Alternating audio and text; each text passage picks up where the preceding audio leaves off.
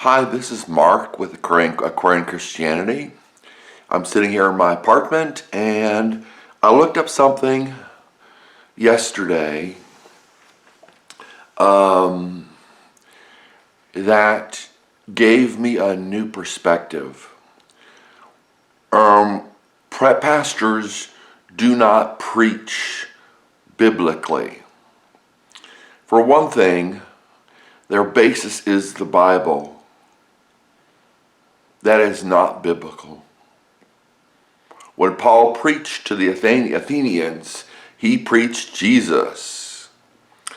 And Jesus was not specifically stated in the Old Testament. He was preaching by the Spirit, with the Spirit of power.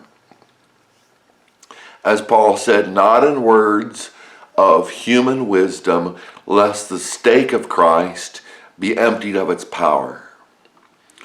When we talk about preaching, we talk about getting a group of people together. I looked it up. I looked up the word preach, both in English and in Greek and in Hebrew. When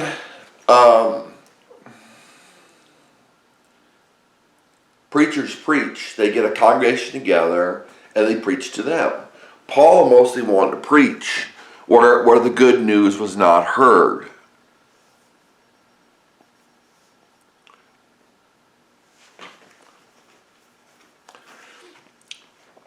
He did not want to preach to congregations of quote-unquote believers. He did not want to preach to congregations of churches on the whole. He wanted to preach to those who had not heard, preach as we would say. But people think, and that's the definition in English more or less, to speak to a large audience. And supposedly in Christianity to expound the Bible. That is not correct.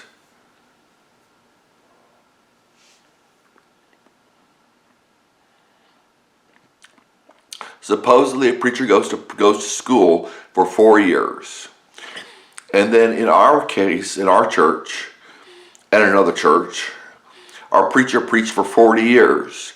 That's 10 years for every year he was in South. Almost about 40 years, about 38 years, 39 years, he preached. He was a preacher until he retired, and now he's dead.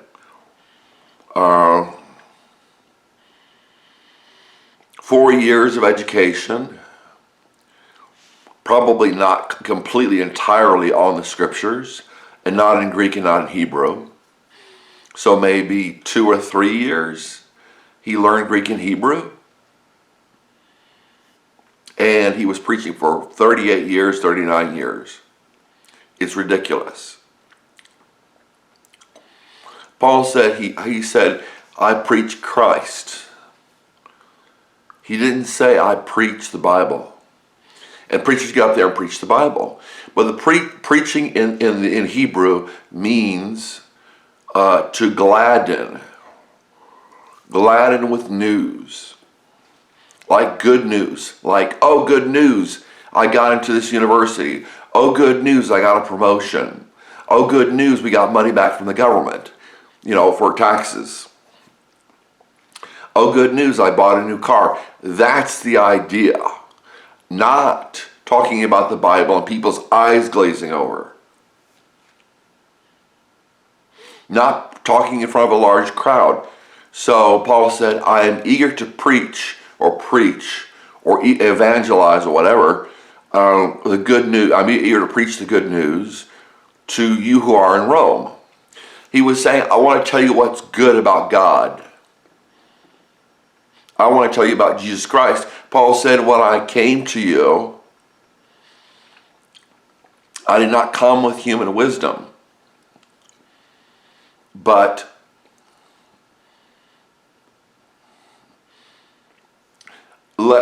not with human wisdom, lest the stake of Christ, actually in the Greek, lest the stake of Christ be emptied of its power.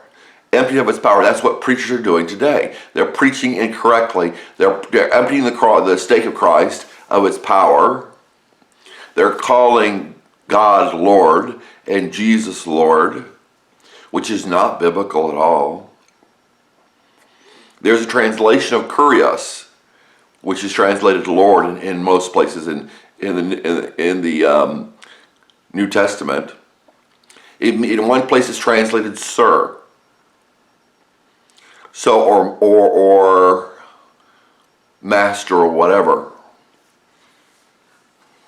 That's what it means. It means Sir. But about good in the Old Testament, when the word preach is used, it's talking about good news. You don't have to preach to a big congregation. You can. Paul did, or preach. You don't have to speak to a big congregation. In Athens, Paul spoke to a large group. They were eager to hear what good news he had, because they considered good news something unusual or something new. And the stake of Christ is utterly emptied of its power by these preachers, intentionally. And they persecute the Christians. I've been in jail. I've been beaten. I've been raped. And I was raped by somebody who was supposed to be taking care of my mental state. He was a psychiatric worker. And he raped me. And another one beat me up. And this was all under camera. Everybody could see it. Probably everybody saw it and did nothing. I was beaten by a patient. I was getting a tray. One of the workers at the cafeteria was handing out trays, and I got a tray and I was about to pass it to the woman next to me. I was I wanted to look at the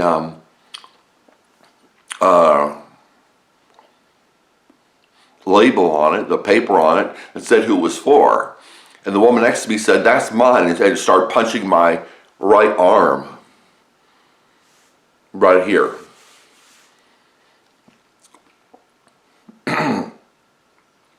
But, it's like Jesus said, these will receive greater condemnation. Who for a pretense make lengthy prayers, these will receive greater prayers. Who devour widows' houses, and as a pretense make lengthy prayers, these will receive greater condemnation. When you go into church, they never, except for in the Catholic Church that I know of, maybe in a Lutheran. And the Catholic high priest, whom they call Pope, which means Father, has changed what Jesus said. You can look it up. Just look up changed, Our Father changed. Our Father prayer changed. And it'll tell you that he changed what it said. He said the part that says don't lead us into temptation was not right, because God shouldn't even be considered to lead us into temptation. God, a good father wouldn't lead us into temptation, so he changed what Jesus said. So when you talk about the good news, people go to church and they're not happy.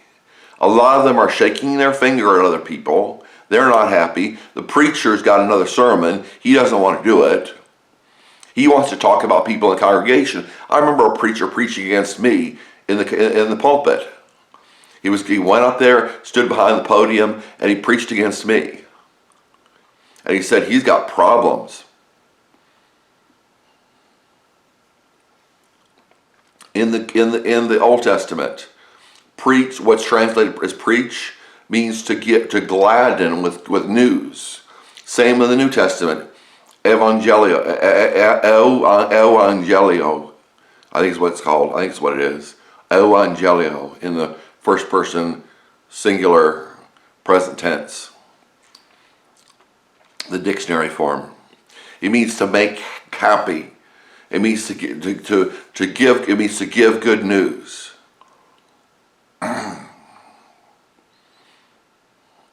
So the preaching of preachers on what God's name means, or what God is, and what